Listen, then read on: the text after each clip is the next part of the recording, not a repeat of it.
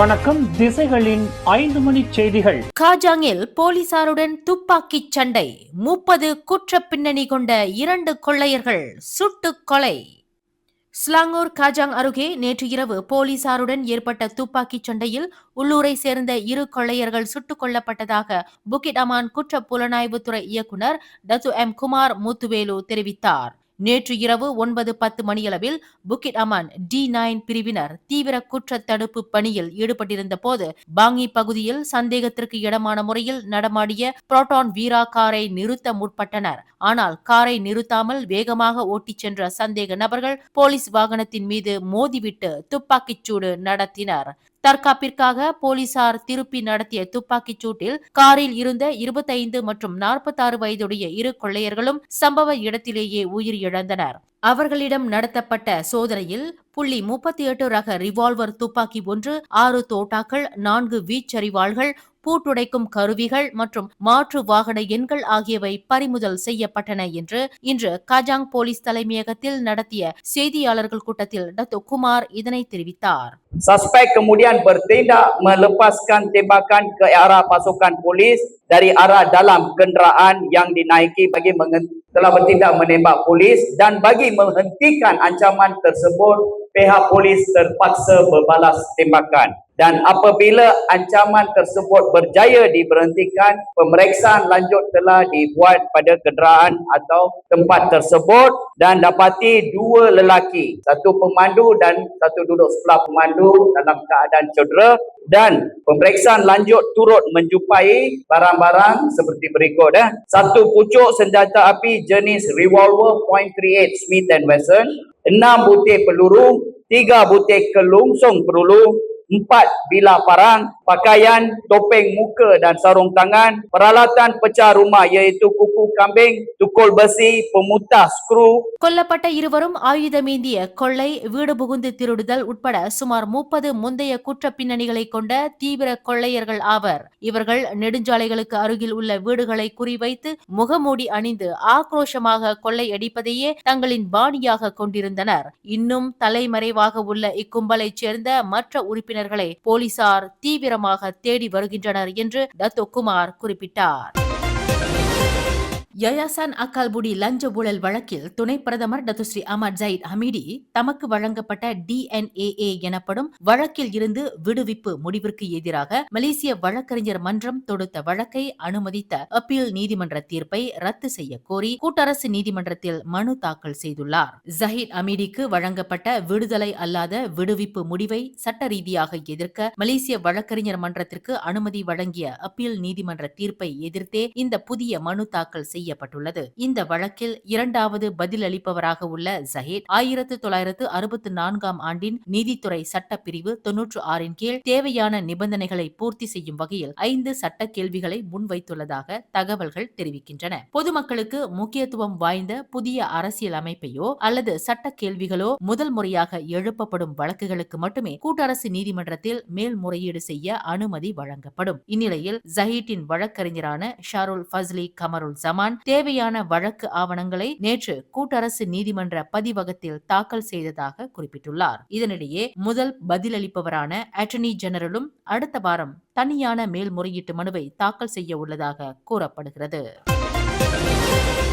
PKR கட்சியின் புதிய தேர்தல் இயக்குநராக அக்கட்சியின் துணைத் தலைவர் அமீருடின் ஷாரி நியமிக்கப்பட்டுள்ளார். அவர் உள்துறை அமைச்சரும் பக்கத்தான் ஹராப்பான் பொதுச் செயலாளருமான சைஃபுடின் நசுத்தியோன் இஸ்மாயிலுடன் இணைந்து பணியாற்ற உள்ளார். இதன் மூலம் அக்கட்சியின் துணைத் தலைவரான நூருல் இசா அன்வார் அப்பொறுப்பில் இருந்து மாற்றப்பட்டுள்ளார். இந்த நியமனம் குறித்து PKR பொதுச் செயலாளர் ஃபுசியா சலே இன்று வெளியிட்டுள்ள அறிக்கையில் எதிர்வரும் தேர்தல்களை முன்னிட்டு கட்சியின் பணிச்சூழலை மேலும் சீர்படுத்தவும் ஒருங்கிணைப்பை மேம்படுத்தவும் இந்த மறுசீரமைப்பு நடவடிக்கைகள் மேற்கொள்ளப்பட்டுள்ளதாக குறிப்பிட்டுள்ளார். அதேவேளையில் கட்சியின் தேர்தல் இயந்திரத்தின் திறன் மேம்பாடு மற்றும் பணி செயல்முறைகளை வலுப்படுத்தும் முக்கிய பொறுப்பில் நுருல் இசா அன்வார் கவனம் செலுத்துவார் என்றும் தெரிவிக்கப்பட்டுள்ளது.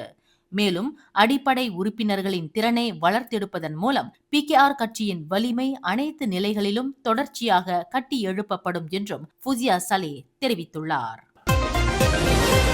குலிம் தமன் கினாரி பகுதியில் சுமார் 6.3 கிலோகிராம் மெத்தபெத்தமின் போதைப் பொருளை கடத்தியதாக 35 வயது திட்ட மேலாளர் ஒருவர் இன்று குலிம் மஜிஸ்ட்ரேட் நீதிமன்றத்தில் குற்றம் சாட்டப்பட்டார். சுவேந்திரன் செல்வராஜ் என்ற அந்த திட்ட மேலாளர் மஜிஸ்ட்ரேட் நூர் ஹமீசா மாட்ஷா முன்னிலையில் நிறுத்தப்பட்டு குற்றச்சாட்டு வாசிக்கப்பட்டது. கடந்த மே 22ஆம் தேதி நள்ளிரவு 12:10 மணியளவில் தமன் கினாரியில் சுவேந்திரன் போதைப் பொருளை கடத்தியதாக குற்றச்சாட்டில் தெரிவிக்கப்பட்டது. குற்றவாளி என்று நிரூபிக்கப்பட்டால் மரண தண்டனை அல்லது ஆயுள் தண்டனை மற்றும் பிறம்படி தண்டனை விதிக்க வகை செய்யும் 1952ஆம் ஆண்டு அபாயகர போதைப்பொருள் சட்டத்தின் கீழ் சுவேந்திரன் குற்றச்சாட்டை எதிர்நோக்கியுள்ளார். பல்வேறு குற்ற பின்னணி இருப்பதாக தெரிவிக்கப்பட்ட சுவேந்திரனுக்கு ஜாமீன் மறுக்கப்பட்ட நிலையில் இவ்வழக்கு விசாரணை வரும் ஆகஸ்ட் 19ஆம் தேதிக்கு ஒத்திவைக்கப்பட்டுள்ளது.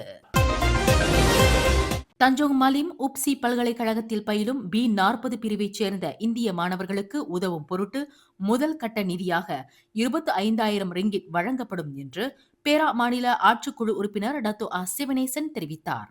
இது பேரா மாநில அரசாங்க நிதியாக இருந்த போதிலும் அந்த பல்கலைக்கழகத்தில் பேரா மாநிலம் மட்டுமின்றி இதர மாநிலங்களைச் சேர்ந்த இந்திய மாணவர்களும் பயில்வதால் அனைவரும் பயன்பெறும் வகையில் அந்த 25,000 ரிங்கிட் பல்கலைக்கழகத்தில் ஒப்படைக்கப்பட்டு அதனை பராமரிக்கும் பொறுப்பு அந்த பல்கலைக்கழகத்தைச் சேர்ந்த பேராசிரியர் டாக்டர் கார்த்திகேசனிடம் ஒப்படைக்கப்படும் என்று டத்து சிவனேசன் குறிப்பிட்டார். கடந்த ஞாயிற்றுக்கிழமை இப்போ கல்லுமலை ஸ்ரீ சுப்பிரமணியர் கோயில் தேவஸ்தான மண்டபத்தில் பேரா மாநில இந்து சங்கத்தின் ஆண்டு கூட்டத்தை தொடக்கி வைத்த பின்னர் செய்தியாளர்களிடம் பேசுகையில் டத்து சிவனேசன் இதனை தெரிவித்தார். நேற்று நான் உப்சி பல்கலைக்கழகத்துல நாடக சுடர் என்று ஒரு நிகழ்ச்சி நடந்தது. அந்த நிகழ்ச்சிக்கு நான் போயிருக்கும் போது பள்ளியின் அந்த ஃபேக்கல்ட்டியோட இணை பேராசிரியர் ஒரு மலாய்க்காரர் அவர் என்கிட்ட சொன்னாரு, இந்த மாதிரி இந்த பள்ளியில வந்து இந்த பல்கலைக்கழகத்துல உங்க மாணவர்களுக்கு கொஞ்சம் பிரச்சனையா இருக்கு, இந்திய மாணவர் குறிப்பா.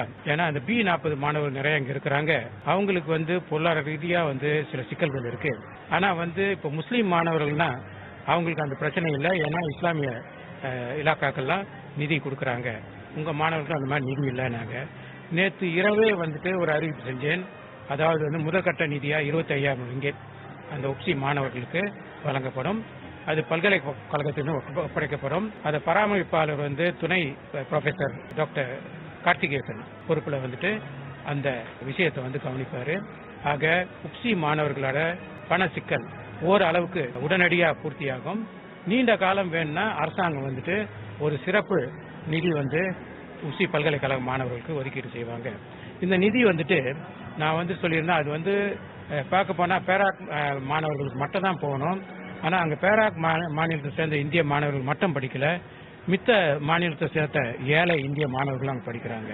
அப்ப அனைத்து மாணவர்களுக்கும் தேவைப்பட்டால் இந்த நிதியை நீங்க பயன்படுத்திக்கலாம்.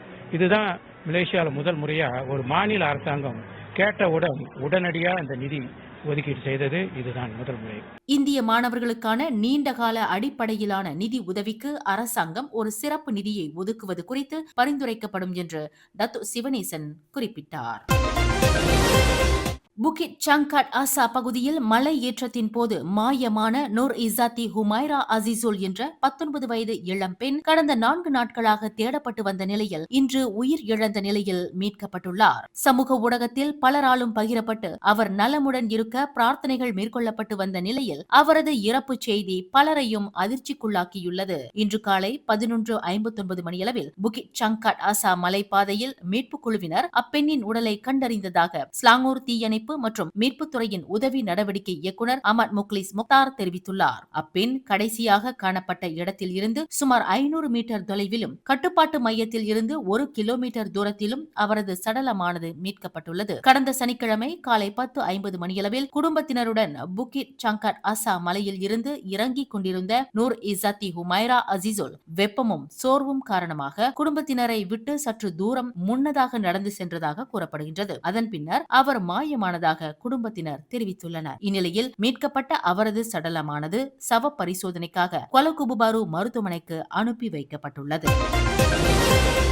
கந்திங் ஹைலண்ட்ஸ் மலை ஓய்வு விடுதி பகுதிக்கு செல்லும் வாகனங்களுக்கு மே 28 முதல் புதிய சாலை கட்டண முறை அமல்படுத்த உள்ளது. லிங்காரன் செக்அப் சென்ட்ரியன் பெர்ஹாட் நிறுவனம் 2 கட்டங்களாக இதனை செயல்படுத்த உள்ளது. கந்திங் சம்பா அல்லது கோத்தோங் வழியாக நுழையும் போது இந்த கட்டணத்தை செலுத்த வேண்டும். முதலாம் கட்டத்தின் கீழ் கார் மற்றும் வேன் போன்ற கிளாஸ் 1 வாகனங்களுக்கு ஒரு நுழைவுக்கு 5 ரிங்கிட் கட்டணம் வசூலிக்கப்படும். நடுத்தர லாரிகளுக்கு 15 ரிங்கிட்டும், கனரக லாரிகளுக்கு 25 ரிங்கிட்டும், டாக்ஸிகளுக்கு 3 ரிங்கிட் 30 காசும் மற்றும் பேருந்துகளுக்கு 5 ரிங்கிட்டும் கட்டணமாக நிர்ணயிக்கப்பட்டுள்ளது. அவசர கால வாகனங்கள் மற்றும் மோட்டார் சைக்கிள்களுக்கு இதில் இலவசம் அளிக்கப்படும். மேலும் அங்குள்ள பள்ளிகள், காவல் நிலையங்கள் போன்ற அரசு நிறுவனங்களில் பணிபுரியும் அரசு ஊழியர்களின் சொந்த வாகனங்களுக்கு பதிவு அடிப்படையில் இந்த சலுகைகள் உண்டு. ஜூன் 28 முதல் அமலாகும் 2ஆம் கட்டத்தில் அங்கு நிரந்தரமாக வசிப்பவர்களுக்கு 10 விழுக்காடு கட்டண சலுகை அல்லது 6 மாத கால சீசன் பாஸ் சலுகை வழங்கப்படும்.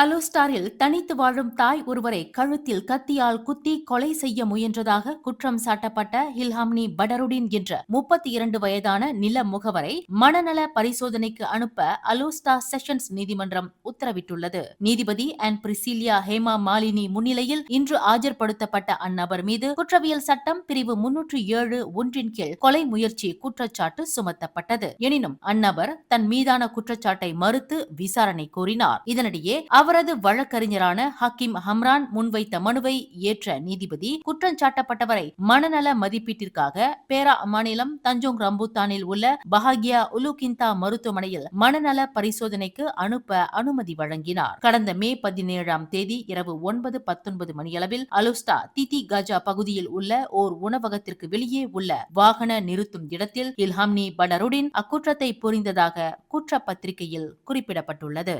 மேலும் செய்திகளை தெரிந்து கொள்ள கீழே இருக்கும் பெல் பட்டனை அழுத்துங்கள். உங்கள் மகிழ்ச்சியை வெளிப்படுத்த லைக் மற்றும் ஷேர் செய்யுங்கள். தொடர்ந்து திசைகளோடு இணைந்திருக்க சப்ஸ்கிரைப் செய்யுங்கள்.